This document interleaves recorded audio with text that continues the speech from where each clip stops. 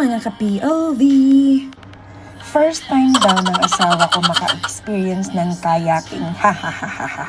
Kaya parang ignorante siya, o tingnan niyo. Sigurado nanginginig pa yan sa nervyos, ha. Actually, ako din excited na matry ito.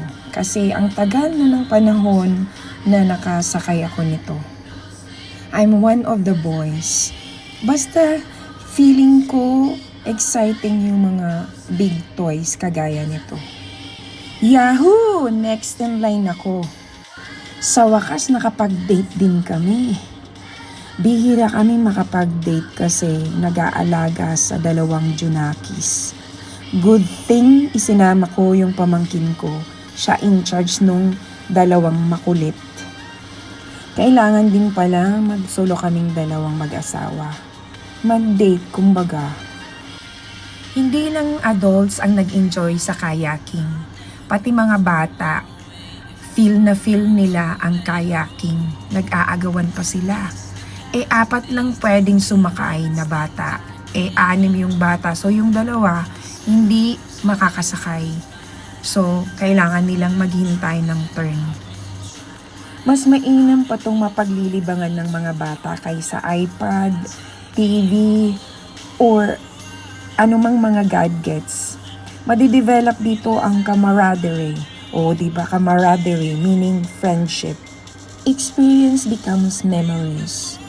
No doubt maraming nang in love sa beach, sa nature, kasi iba yung dating ng sound ng waves, ng tubig, ng nature, ng hangin, ng sunlight. Iba talaga. Let's enjoy life and feel free. Kagaya nito, free yung kayaking namin, care of Kuya Jun. Marami siyang big toys, kagaya nito. Buti na lang talaga meron kaming mayayamanin na mga friendship. Lalo na si Kuya Jun, mayayamanin siya. Kompleto siya sa gamit, sa pang outdoors, pang beach talaga. Napakadali lang naman mag-kayaking. Paddle ka lang ng paddle from left to right.